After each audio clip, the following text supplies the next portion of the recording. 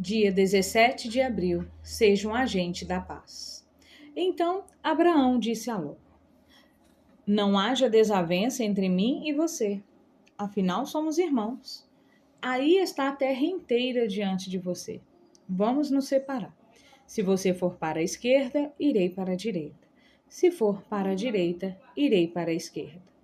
Gênesis capítulo 13, no verso 8 e 9. Em um mundo agitado e intenso, não é incomum haver desentendimento entre pessoas, seja na família, seja com o cônjuge, seja no trabalho ou onde quer que você se relacionar. Entretanto, o amor e o perdão devem permear nossas relações. Não podemos ser agentes propagadores do caos e intrigas. Pelo contrário, devemos ser exemplos daqueles que se dedicam a pacificar confrontos, movidos pela direção do Espírito Santo, para que em todo o tempo termos resoluções construtivas e harmoniosas para os problemas que enfrentamos. Essa reflexão nos convoca a uma profunda avaliação de nossas posturas diante das inevitáveis divergências que a vida em sociedade nos impõe. É imprescindível, portanto, buscar em Deus a sabedoria e a orientação necessárias para nos tornarmos agente da paz.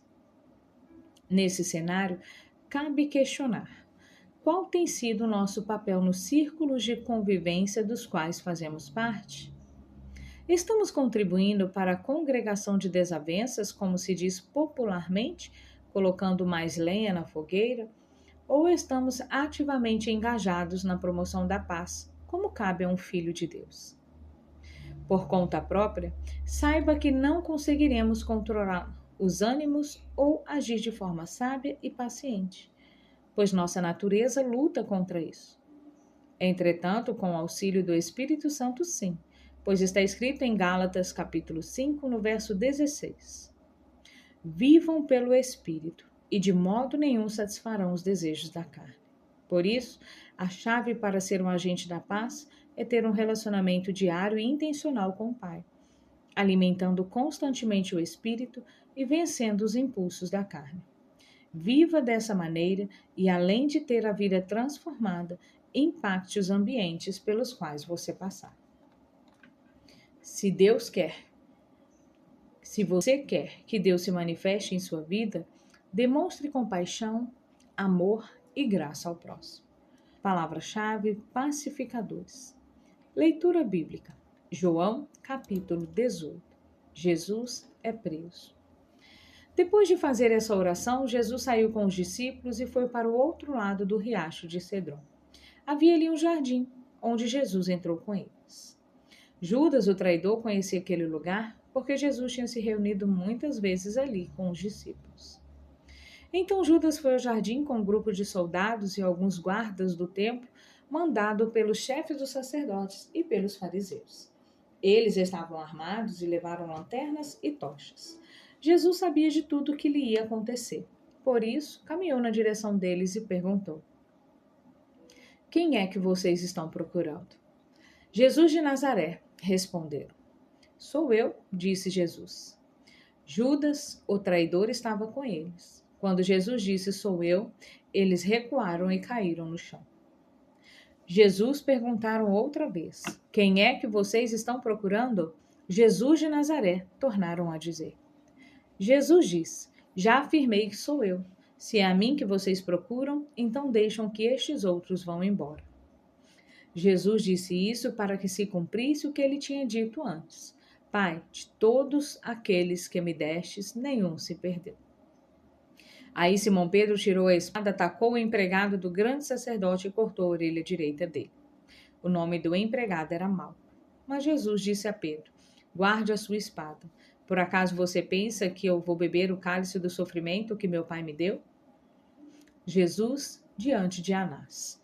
Em seguida, os soldados, o comandante e os guardas do templo prenderam Jesus e o amarraram. Então o levaram primeiro até a casa de Anás. Anás era sogro de Caifás, que naquele ano era o grande sacerdote. Caifás era quem tinha dito aos líderes judeus que era melhor para eles que morressem apenas um homem pelo povo. Aqui, como esses dois aqui falam. Pedro nega Jesus. Simão Pedro foi seguindo Jesus junto com outros discípulos. Esses discípulos eram conhecidos do grande sacerdote e por isso conseguiu entrar no pátio da casa dele junto com Jesus. Mas Pedro ficou do lado de fora, perto da porta. O outro discípulo, que era conhecido como grande sacerdote, saiu e falou com a empregada que tomava conta da porta. Então ela deixou Pedro entrar e lhe perguntou: Você não é um dos seguidores daquele homem? Eu não, respondeu ele. Por causa do frio, os empregados e os guardas tinham feito uma fogueira e estavam se aquecendo em pé, em volta dela. Pedro estava de pé no meio deles, aquecendo-se também. Jesus diante do grande sacerdote. O grande sacerdote fez algumas perguntas a Jesus a respeito dos seus seguidores e dos seus ensinamentos. E Jesus respondeu: Eu sempre falei a todos publicamente. Ensinava nas sinagogas e no pátio do templo, onde o povo se reúne, e nunca disse nada em segredo. Então, por que o Senhor está me fazendo essas perguntas? Pergunte aos que ouviram, pois eles sabem muito bem o que eu disse a eles. Quando Jesus disse isso, um dos guardas do templo que estava ali deu-lhe uma bofetada e disse: Isso é maneira de falar com um grande sacerdote? Se eu disse alguma mentira, prove que menti, respondeu Jesus.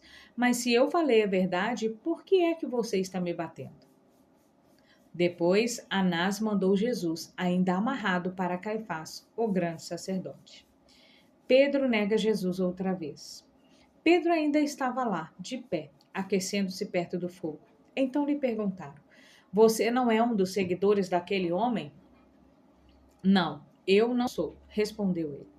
Um dos empregados do grande sacerdote, parente do homem de quem Pedro tinha cortado a orelha, perguntou: Será que eu não vi você junto com ele no jardim? E outra vez Pedro disse não. E no mesmo instante o galo cantou. Jesus diante de Pilatos. Depois levaram Jesus da casa de Caifás para o palácio do governador romano. Já era de manhã cedo. Os líderes judeus não entraram no palácio porque queriam continuar puros, conforme a religião deles, pois só assim poderiam comer o jantar da Páscoa. Então, o governador Pilatos saiu, foi encontrar-se com eles e perguntou: Que acusação vocês têm contra este homem? Ele respondeu: O Senhor acha que nós lhe entregaríamos este homem se ele não tivesse cometido algum crime? Pilatos disse: Levem este homem e julguem vocês mesmos de acordo com a lei de vocês. Então eles responderam: Nós não temos o direito de matar ninguém. Isso aconteceu para que se cumprisse o que Jesus tinha dito quando falou a respeito de como ia morrer. Pilatos tornou a entrar no palácio, chamou Jesus e perguntou: Você é o rei dos judeus? Jesus respondeu: Esta pergunta é do Senhor mesmo ou foram outras pessoas que lhe disseram isso a meu respeito? Por acaso eu sou judeu? Disse Pilatos. A sua própria gente, o chefe dos sacerdotes, é o que entregaram a mim. O que foi que você fez? Jesus respondeu: O meu reino não é deste mundo. Se o meu reino fosse deste mundo, os meus seguidores lutariam para não deixar que eu fosse entregue aos líderes judeus. Mas o fato é que o meu reino não é deste mundo. Então você é rei? Perguntou Pilatos. É o Senhor que está dizendo que sou rei, respondeu Jesus. Foi para falar da verdade que eu nasci e vim ao mundo. Quem está do lado da verdade ouve a minha voz. O que é a verdade? Perguntou Pilatos. Jesus é condenado à morte. Depois de dizer isso, Pilatos saiu outra vez para falar com a multidão e disse: Não vejo nenhum motivo para condenar este homem. Mas, de acordo com o costume de vocês, eu sempre solto um prisioneiro na ocasião da Páscoa.